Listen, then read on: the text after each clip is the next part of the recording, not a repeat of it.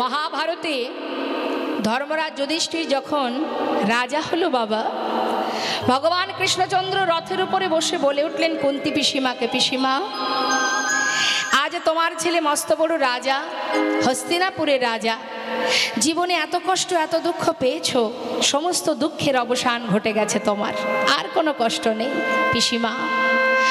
তাই আমি এবার বিদায় নেব, তুমি আমায় বিদায় দাও। তবে যাওয়ার আগে তুমি আমার কাছে বর চেয়ে নাও, যা চাইবে পিসিমা আজ আমি তোমাকে তাই দেব। কুন্তী পিসিমা মনে মনে চিন্তা করছেন, বাবা এতদিন দুঃখ ছিল, কষ্ট ছিল, কৃষ্ণ আমার সঙ্গে, আমার 5 পুত্রের সঙ্গে বন্ধুর মতো ছিল, আজ ছেলে আমার হস্তিনাপুরের রাজা, সুখের নাগাল পেলাম, তাই কৃষ্ণ আমাদের ছেড়ে চলে যাচ্ছে, যাবার আগে আমায় বর দিয়ে যাবে।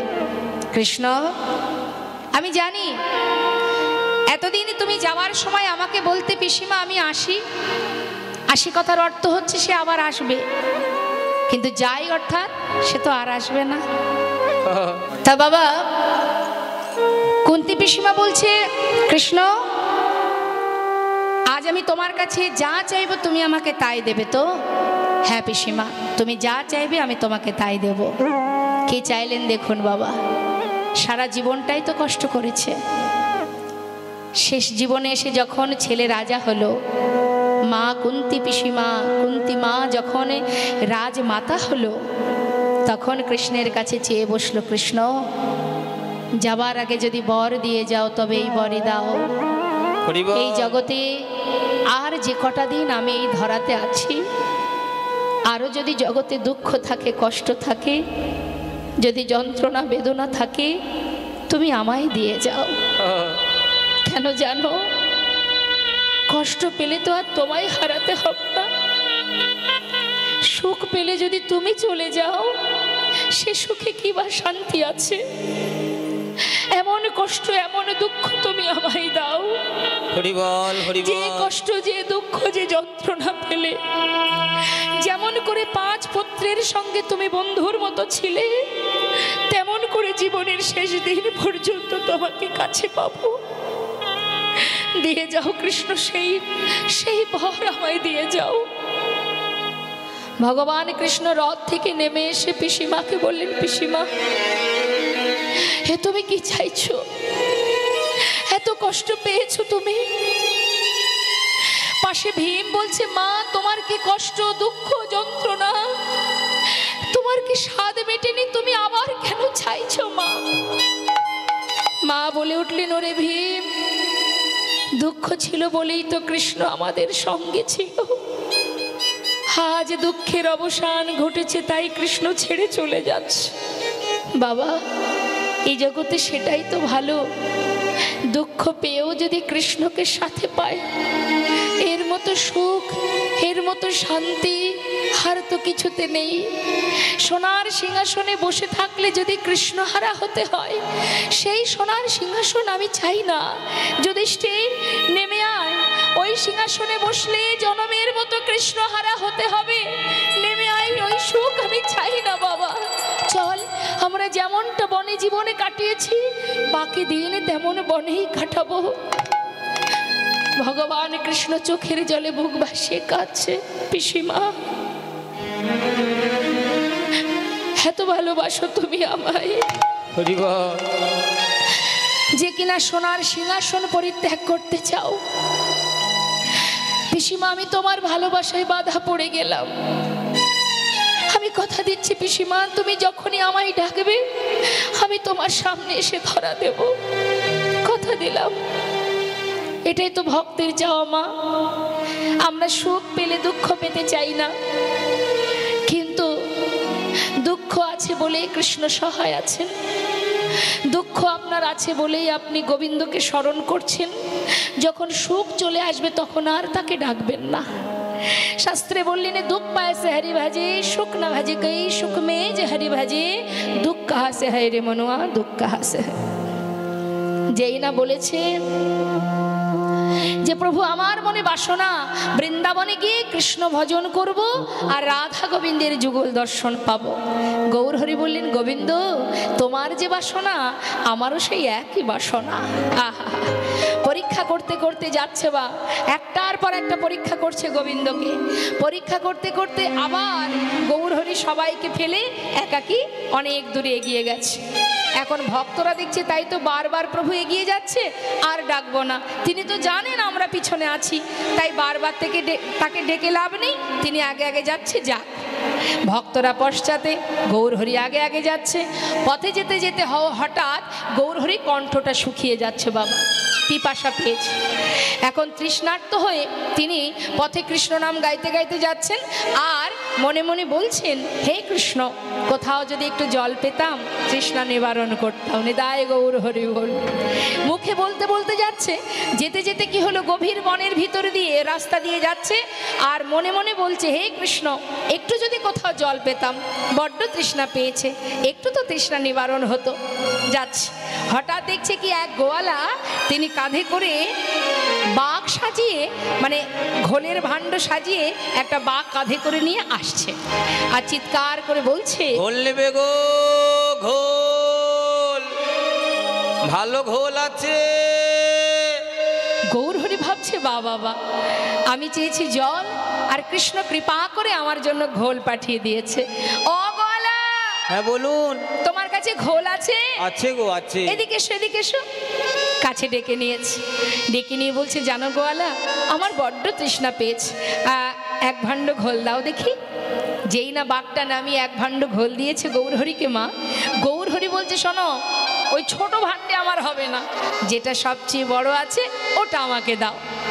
বেশ, মনে মনে গোয়ালা ভাবছে, ঘুম থেকে উঠে কার মুখটা যে আজ দেখেছিলাম, হ্যাঁ এই ঠাকুর যদি আমার সবচেয়ে বড় ভাণ্ডের ঘোলটা সেবা করে তাহলে তাড়াতাড়ি বিক্রি করে ঘরে চলে যেতে পারবো। যাক, দিনটা আজ আমার বড় ভালোই যাচ্ছে। তাড়াতাড়ি করে ছোট ভাণ্ডগুলি নামিয়ে বড় ভাণ্ডটা প্রভুর হাতে দিয়েছে। প্রভু কি করলেন মা, গৌর সুন্দর তিনি সেই এক ভাণ্ড ঘোল পুরোটা সেবা করলেন। সেবা করে খালি ভাণ্ডটা ভক্তের হাতে দিয়েছে, মানে গোয়ালার হাতে। গোয়ালা চিন্তা করছে ঠাকুর দামটা বের করুক, ততক্ষণে আমি ভাণ্ডগুলি গুছিয়ে নিই। এবার মনের আনন্দে সে মাথা নিচু করে একে একে ভাণ্ড গোছাচ্ছেন আর গৌরহরি তিনি কিন্তু মা সেই ঘোল সেবা করে এক পা দুপা করে চলে যাচ্ছে। আর এদিকে ভাণ্ড গোছানো হয়ে গেছে। ভাণ্ড গুছিয়ে হঠাৎ মুখ তুলে দেখছে কি ঠাকুর চলে যাচ্ছে। চিৎকার করে ডাকছে, ও ঠাকুর, ও ঠাকুর, ও ঠাকুর, ঠাকুর।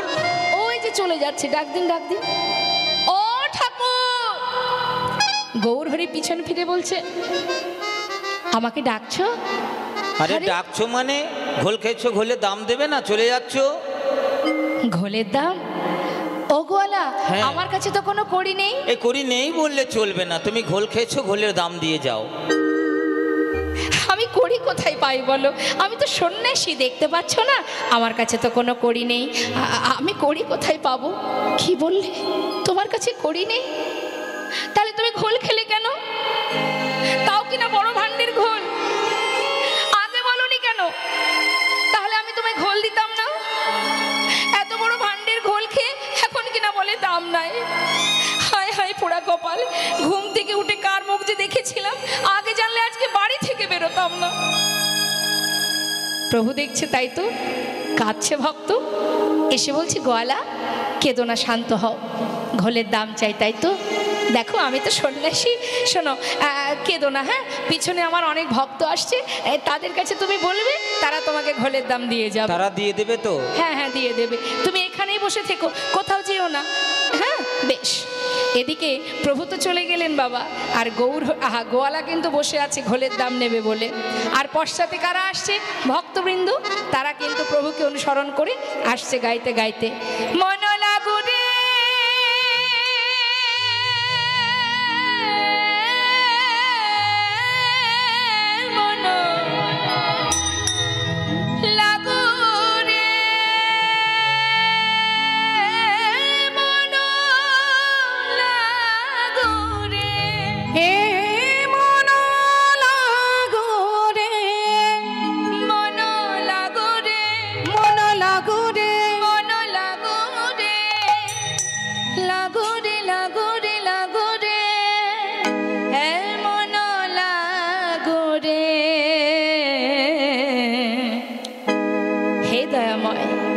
তোহারি চরণে মন লাগো রে, তোমারি চরণে মন লাগো রে, তোমারি চরণে মন লাগো রে, মন লাগো রে,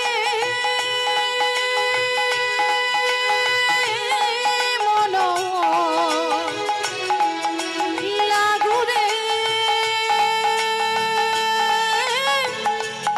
মন লাগো রে, মন লাগো রে, মন লাগো রে, লাগো রে, লাগো রে, লাগো রে, মন লাগো রে। ওই না তোমারি চরণে মন লাগো রে, তোহারি চরণে মন লাগো রে, আজ তোমারি চরণে মন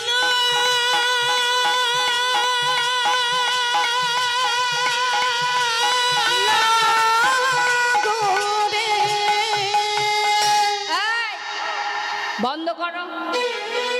কে বলছে কথাটা? মা। ওই যে পথে যিনি বসে আছেন, যেই বলেছে বন্ধ করো, ভক্তরা চমকে উঠেছে। কি ব্যাপার? কি চাই? পথের ধারে বসে আছো যে, হ্যাঁ, আমাদের যাত্রাকালে বাধা দিচ্ছ, আবার আমাদের হরিনামে বিঘ্ন ঘটাচ্ছ, কি চাই তোমার? গোয়ালা বলছে দেখো সেই থেকে বসে আছি, ঘোলের দামটা দাও তো দেখি আমি যাই। ঘোলের দাম? কে খেয়েছে তোমার ঘোল? গোয়ালা বলছে আমি তাকে চিনি না, তবে তোমাদের সঙ্গের সঙ্গী, আমাদের সঙ্গের। এই ঘোল খেয়েছো? এই গোয়ালার কাছ থেকে ঘোল খেয়েছো? এই খেয়েছো? মাসি আমার সাথে ছিল, খায়নি। কি গো বা, আপনারা ঘোল খেয়েছেন? খাননি? এদিকে আপনারা খেয়েছেন কি ঘোল গোয়ালার কাছ থেকে? খাননি তো? আচ্ছা, কেউ যদি ঘোল না খায়, ঘোলের দাম কে দেবে? আগে বলো কে খেয়েছে। গোয়ালা বলছে বললাম তো আমি চিনি না, তোমাদের সঙ্গের সঙ্গী, তোমাদেরই সঙ্গের সঙ্গী। না, আমি তাকে চিনি না। না, নামও জানি না। দেখতে তাও বলতে পারবে? হ্যাঁ, সেটা যদি বলো একটু একটু বলতে পারবো। তাহলে বলো দেখি দেখতে কেমন, শুনবে? হ্যাঁ, এমন মানুষ না আমি এর আগে কখনো দেখিনি। নবীনা যৌবন,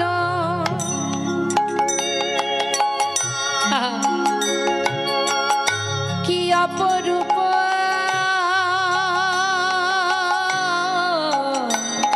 রূপে মাধুরী,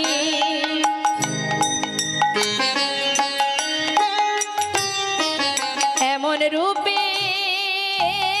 মানুষ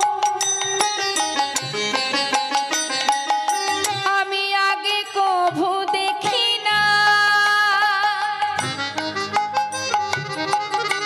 যাই রে রূপে বলি হারি,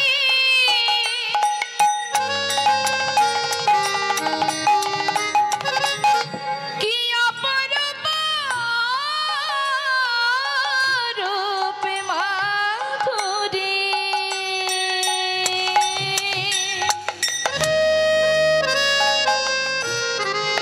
সে যে ভুবন ভোলানো, ভুবন ভোলানো রূপ, নানা দেখি না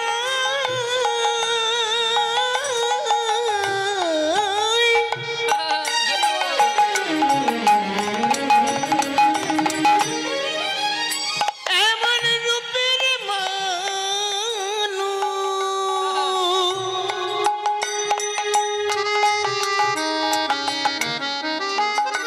ওই না রূপে ভুলানো রূপ মাধুরী,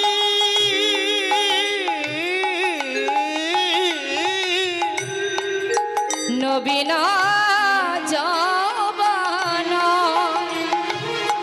গলিত কাঞ্চন, কোটি তটে রাঙাবা, দেখিলাম নবীন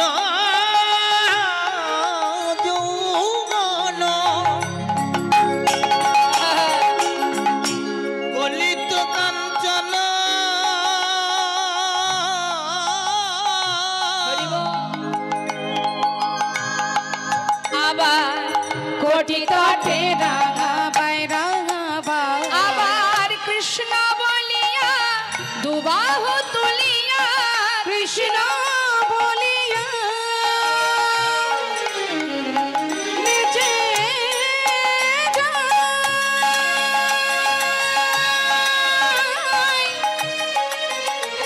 মুখে কৃষ্ণ কৃষ্ণ কৃষ্ণ বলে প্রেমানন্দে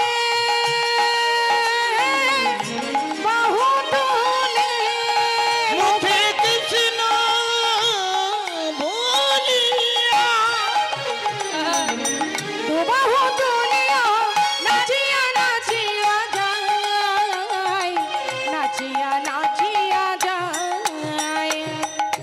কাঁচা সোনা কাঁচা সোনা কাঁচা সোনা কাঁচা সোনা দেখে মনে হলো কাঁচা সোনা। আমার দেখে মনে হলো যেন কাঁচা সোনা। দাঁড়াও দাঁড়াও দাঁড়াও দাঁড়াও, কাঁচা সোনার মতো দেখতে জগতে তো একজনই আছে গো মা, যিনি আমার গৌর হরি। হ্যাঁ আচ্ছা, এতক্ষণে বুঝলাম সে ঘোল খেয়ে দাম দিতে পারেনি, এই তো কথা। বলি ও গোয়ালা, তিনি যেমন তোমায় দাম দিতে পারেনি, আমরা তো তারই সঙ্গী, আমরা করি কোথায় পাই বলো? কি বললে? তোমাদের কাছেও করি নেই? ওই ঠাকুর যে বললেন তোমাদের কাছ থেকে দাম নিতে, হায় হায় হায়, ওই ঠাকুর মিথ্যা কথা বললো। কোনো দিন ভালো হবে না তার, কখনো ভালো হবে না। একা একা বসে বসে কপাল চাপড়িয়ে কাঁদছে মা। আর ভক্তরা কি করবে? তারা তো আর দাম দিতে পারছে না, তারা লজ্জা পেয়ে পাশ কাটি কাটি সবাই চলে যাচ্ছে। গোয়ালা চিন্তা করছে কি আর করব, সব দিন তো আর সমান লাভ হবে না, আজকের দিনে যা হলো তা হলো, আর বিক্রি কিনি করবো না, যাই ঘরে চলে যাই। এই বলে যেই না বাঘটা কাঁধে নিতে যাবে, হঠাৎ দেখছে বেজায় ভারী নে। তাই গৌর হরি বল। এত ভারী কেন? বড় ভাণ্ডের ঘোল খেয়েছে ঠাকুর, আমার বাঘ তো হালকা হবার কথা, ভারী হলো কি করে? দেখি তো। ছোট ভাণ্ডগুলো নিচে নামাচ্ছে, সবগুলো নিচে নামানোর পর যে ভাণ্ডের, অর্থাৎ যেটা বড় ভাণ্ড, সব থেকে বড়, সেই ভাণ্ডের ঘোল খেয়েছেন আমার গৌর সুন্দর। সেই ভাণ্ডের দিকে যখনই লক্ষ্য দিয়েছে মা, দেখছে কি কানায় কানায় পরিপূর্ণ স্বর্ণ মুদ্রা। সেই বাঘ ফেলে দিয়ে ছুটতে ছুটতে যাচ্ছে গৌর হরি, গৌর হরি। ছুটে গিয়ে গৌর হরি চরণ দুটো জড়িয়ে ধরে আছড়ে পড়েছে চরণ তলে। হরি বল হরি বল। আমায় ক্ষমা করো দয়াময়, ক্ষমা করো, আমি তোমায় চিনতে পারিনি দয়াময়। আমি কি করলাম? আমি ভুল বুঝে তোমাকে কত কটু কথা বলেছি, আমায় তুমি ক্ষমা করো দয়াময়, ক্ষমা করো। হে প্রভু, কৃপায় যদি করবে তবে এমন ভাবে কেন করলে বলো দয়াময়? না জেনে না বুঝে আমি যে কত কটু কথা বলেছি, আমায় তুমি ক্ষমা করো। আমি অপরাধ করেছি, তুমি ক্ষমা করে দাও। চরণ ধরে কাঁদছি। প্রভু গয়া